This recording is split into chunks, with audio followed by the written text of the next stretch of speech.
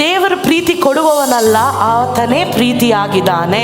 He is not the someone who gives love, he himself is a love. ಆತನೇ ಪ್ರೀತಿಯಾಗಿರೋದರಿಂದ, Because he is a love, ಆತನ ಪ್ರೀತಿಯನ್ನು ಬಿಟ್ಟು ಈ ಲೋಕದಲ್ಲಿರುವ ಎಲ್ಲಾ ಪ್ರೀತಿ ಕೂಡ ಅದು ಎಷ್ಟೇ ಪ್ಯೂರ್ ಆಗಿರಲಿ, ಅದು Romeo Juliet pure love story ಆಗಿದ್ರು ಕೂಡ ಅದು ತಂದೆಯ ಮುಂದೆ ಫೇಲಿಯರೇ, ಅದೊಂದು ಫೇಕ್.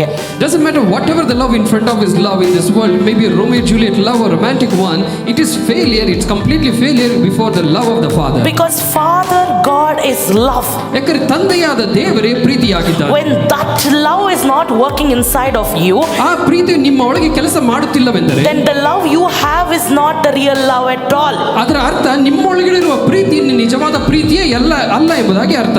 ಯಾಕಂದ್ರೆ ದೇವರೇ ಪ್ರೀತಿಯಾಗಿದ್ದಾನೆ. Because God, he is love. Amen. Amen.